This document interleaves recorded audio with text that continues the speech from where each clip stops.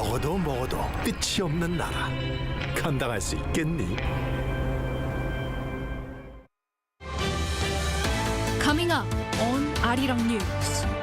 Concerns about a medical crisis rise in South Korea as interns and residents at 5 major general hospitals begin resigning en masse, protesting the expansion of medical school admissions quotas. The government orders hospitals to ban any mass leave-taking while warning of legal measures. Having forged diplomatic ties with Cuba last week, South Korea's presidential office says various cooperation is expected, particularly in key minerals for advanced technology.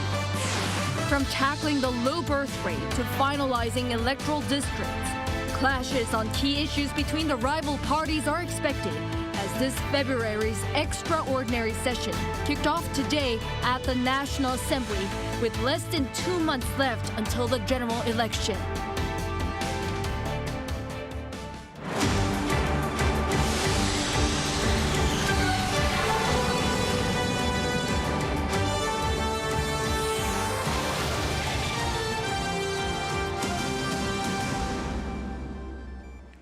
Good evening. It's 9 p.m. here in Seoul. Thank you for joining us on Arirang News. We start with the hospitals in South Korea taking emergency measures as cancer surgeries are being postponed indefinitely and emergency rooms are overwhelmed. It's because trainee doctors at major general hospitals have submitted their letters of resignation as warned before walking away from their duties tomorrow, protesting the expansion of medical school admissions quotas. Our Health Ministry correspondent Choi Soo-hyung reports. The collective action by doctors, including resignations by residents, has potentially begun in earnest, and concerns about the medical crisis are growing stronger. The Severance Hospital, located in Sinchon-dong, Seoul, is where some residents have opted to stop working starting Monday to protest the government's plan to expand medical school quotas by 2,000 per year. In the hospital, surgery schedules have already been adjusted due to emergency response systems enacted to deal with the doctor's action, such as reducing the operation of surgical suites to 50 to 60% of normal capacity. Last week, the Korean Intern Resident Association announced that all residents at these hospitals and others nationwide were scheduled to submit their resignations by Monday and will stop working after 6 a.m. on Tuesday. The number of trainee doctors in Seoul's 5 largest training hospitals is around 2,700, or over 20% of the total in Korea. They play a crucial role in emergency medical care, and should they proceed with their collective resignations, this will inevitably lead to significant gaps in patient care.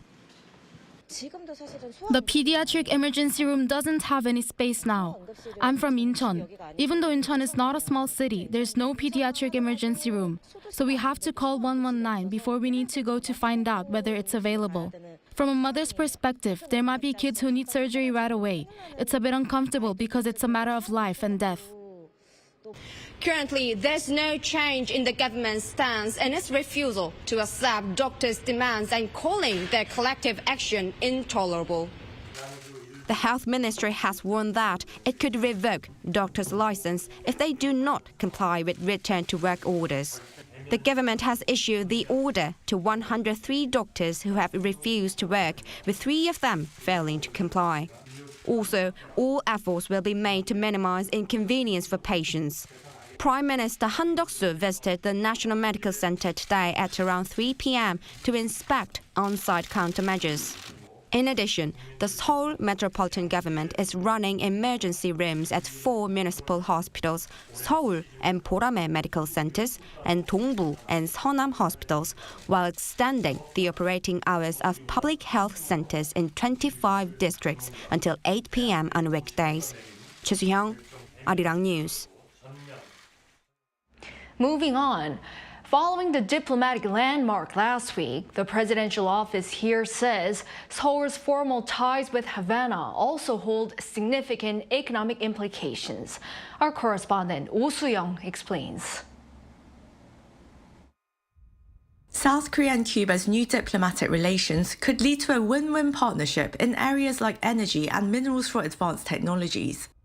That's according to Seoul's presidential office on Sunday, in press material on the anticipated benefits of bilateral ties, which were formalised last Wednesday. Beyond the diplomatic significance of forging relations with the Latin American country, which has long held friendly relations with the North Korean regime, Seoul says a permanent mission in Havana can steadily build the foundation for greater economic cooperation, despite the current level of trade being restricted by US sanctions on Cuba.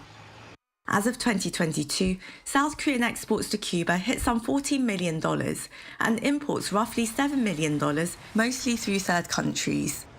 The presidential office says it expects trade volume to expand through direct trade, noting that Cuba is the world's 5th largest producer of nickel and holds the 4th largest reserves of cobalt, which are both key materials needed to produce secondary batteries. It also produces marine products such as sea cucumbers and items such as luxury cigars and rum. Also, due to the Caribbean country's power generation and infrastructural needs, including telecommunications, as well as demand for household goods and electronics, there is a wide-ranging gap for Korean companies to fill. There are also prospects for expanding development assistance to Cuba and research collaborations in healthcare and the biosector with Cuba's wealth of medical experts. As much as the spread of Korean popular culture has been credited for formalizing bilateral ties, Seoul anticipates greater opportunities for exchanges in cultural events, tourism and sports, including baseball. The presidential office added that once its diplomatic presence has been established, Seoul intends to provide 24-hour consular assistance to Korean nationals in Cuba, and also seek out descendants of Korean independence activists who contributed to efforts to liberate Korea from Japan's colonization. Seoul, Arirang News.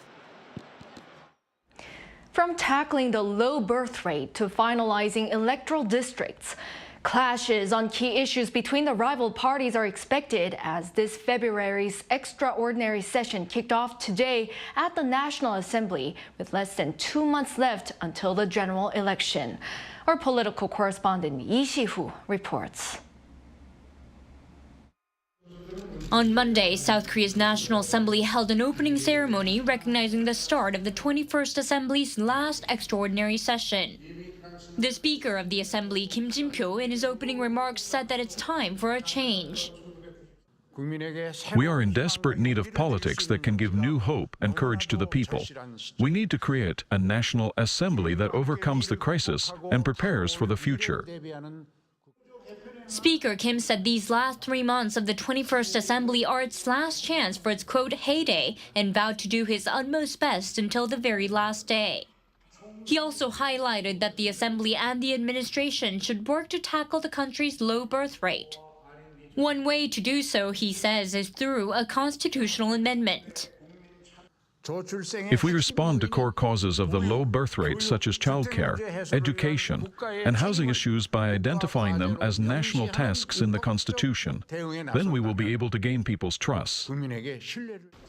Meanwhile, floor leaders of the main opposition Democratic Party and the ruling People Power Party will give speeches to the Assembly on Tuesday and Wednesday, respectively. From Thursday to Friday, the Assembly will question the government. A plenary session is scheduled for next week where the parliament will discuss pending issues. One of them, finalizing electoral districts for the upcoming election in April. With less than 2 months to go until the 22nd general election here in South Korea, fierce talks and clashes are expected between the ruling and opposition parties during this February extraordinary session. Lee Si-hu, Arirang News. Korea's workforce is aging amid a greater number of workers in their 70s in employment. According to Statistics Korea, on this Monday, the number of workers in their 70s rose 11.4% on year in January to reach above 1.5 million people.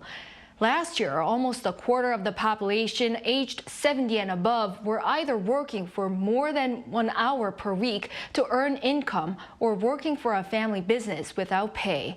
They were commonly found to be working in agriculture, fishery, or forestry-related jobs.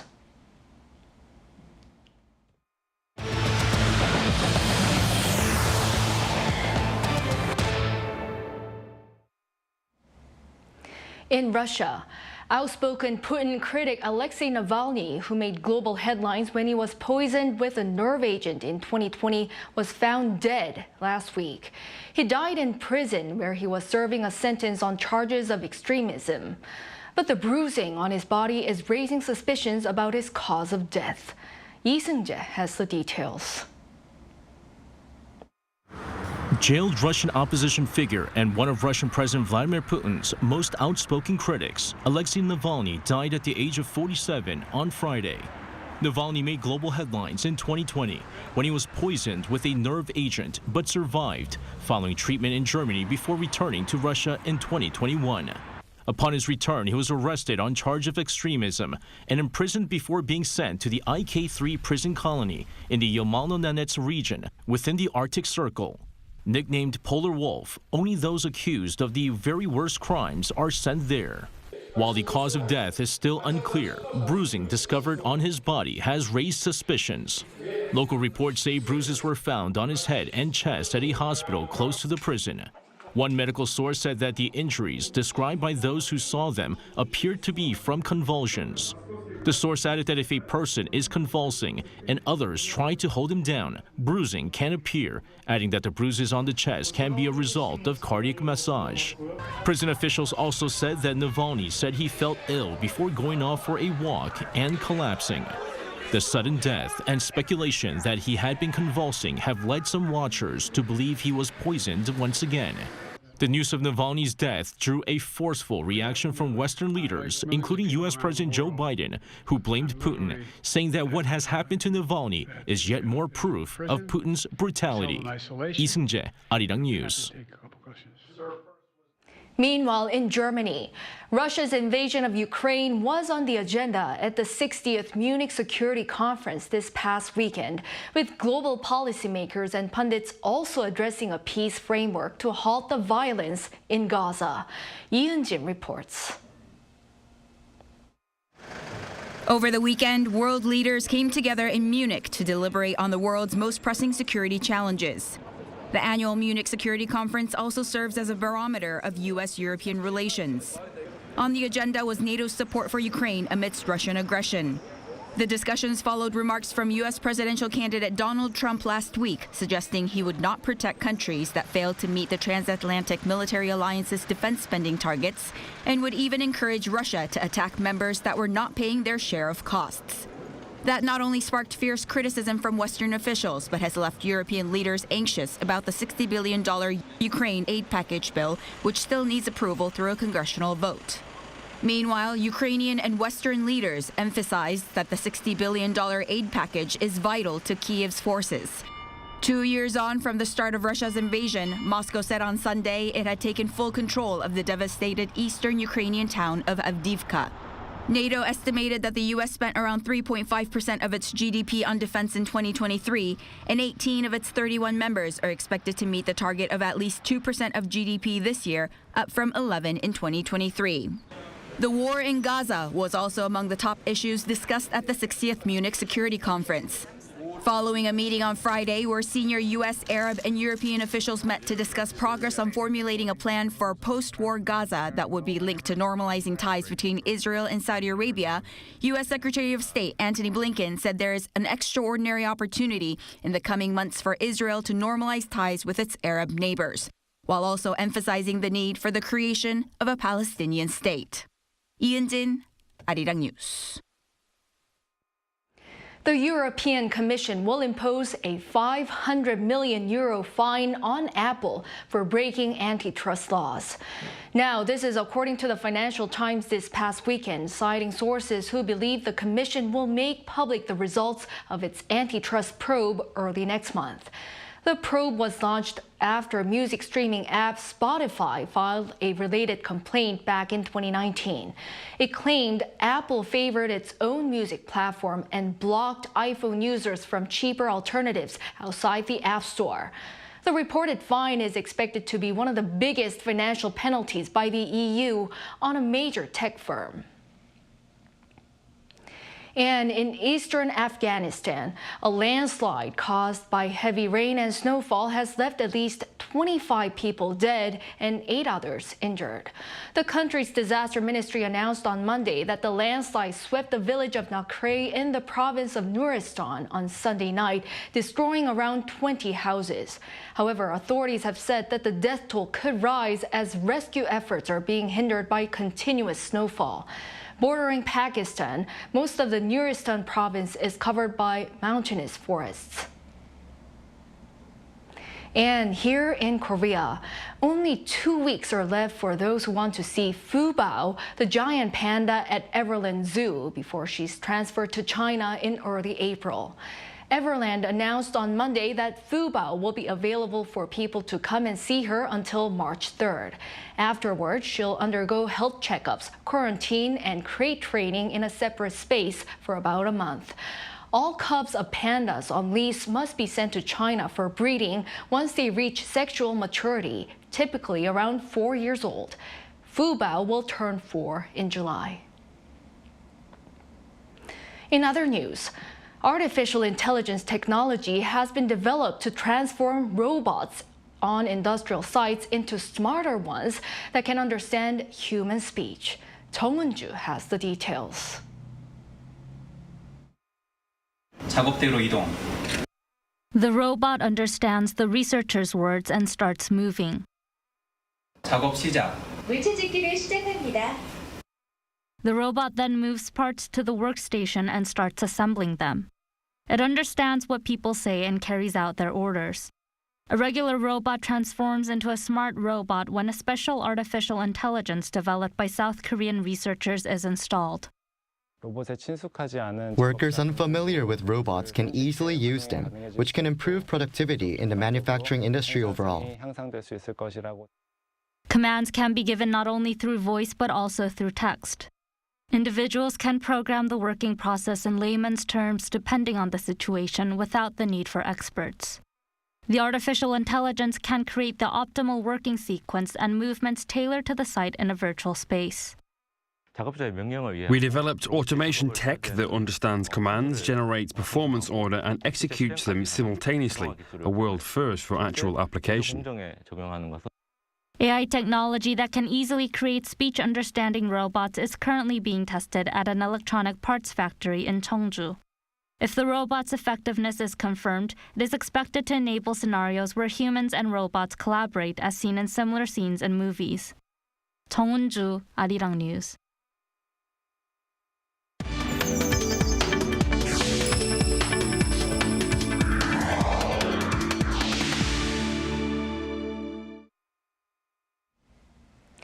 Earlier this month, the South Korean Unification Ministry released a report on the reality of the North Korean economy and society based on testimonies of more than 6,000 defectors. Minister Kim Young-ho says it's K-dramas that are driving people in North Korea to want to leave the regime. Our North Korean affairs correspondent Kim Jung-sil sat down with him. While K-dramas have fans around the world, there are also those watching in secret, in hiding in North Korea. Fans in other countries may admire the unique plots, dramatic twists, and of course the actors. But for some people in North Korea, watching K-dramas led them to a decision that could cost them their lives. The report suggests that more than 83% of North Korean defectors watched South Korean dramas when they were in the North. When they watch South Korean dramas, they can feel that South Korean society is free and wealthy. And the reality of South Korea in these dramas is different from what the North's regime has brainwashed its people to believe. Stairway to Heaven, My Love from the Star, and Autumn in My Heart, classics for K-drama fans, were among those frequently mentioned. The number of defectors last year was about 3 times higher than in 2022. It was 196 people, and about half of them were the MZ generation of North Korea in their 20s and 30s. The number proves that K-dramas have a big impact on young people in the North. The spread of K-dramas actually poses such a threat to the regime that back in 2020, Pyongyang made a stricter law that bans North Koreans from watching it. Those caught spreading K-dramas could now even face the death penalty. With the regime tightening its already tight controls, the actual lives of the residents aren't getting better. The report says 7 out of 10 people said they had not received any food rations from the state since Kim Jong-un became leader. A whopping 38.3% said they have never been to a hospital. And almost no one in North Korea has ever used the internet. Surely, I think leader Kim Jong-un also knows the suffering of the residents, and that if this continues, the regime isn't sustainable. Where is he heading with this? I think if the Kim Jong-un regime doesn't give up on developing nuclear and missile programs, it'll fall into a military dilemma. If the regime keeps spending its resources on nuclear and missile development, the economic hardships within North Korea will get worse. And people's feelings will be against the regime even more. Can doubt fill the minds of North Korean people? The report says this is already happening, and the number of doubters is increasing. 56.3% of the respondents who have recently defected said they feel negative about the succession planning that keeps power within the Kim family. What's the reason for South Korean government to let the international community know the reality of North Korean residents? North Korea's poor human rights situation and security issues cannot be separated. So, to bring righteous changes in the North Korean society would help not just its residents, but also help bring peace on the Korean Peninsula, Northeast Asia, and for the world. The minister added that North Korean residents would wish to reunify not with China nor Russia, but with South Korea. And that Seoul will continue to strive for reunification that guarantees peace and freedom. Kim Jong-sil, Arirang News.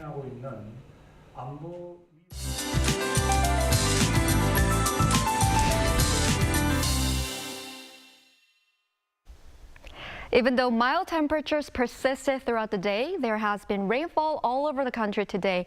This rain will continue until tonight, but snow will start to fall around the East Coast. With heavy snow predicted, Yeongdong in Gangwon-do province has already issued a preliminary special warning for heavy snow.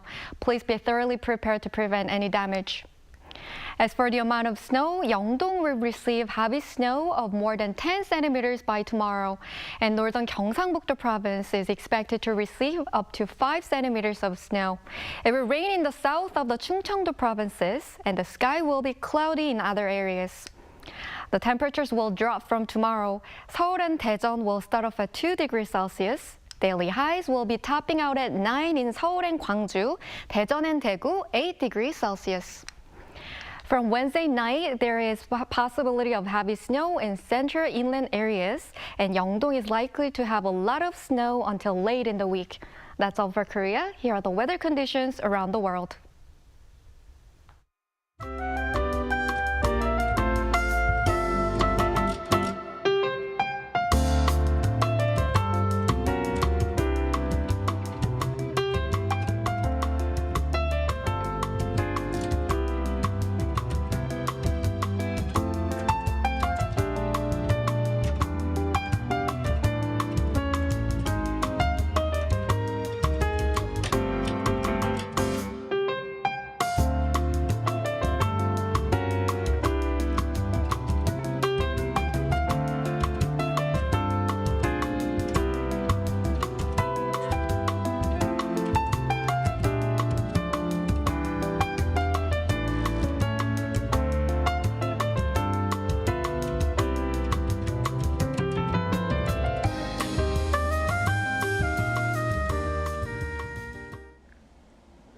Well, that is all for this newscast. Thank you for watching.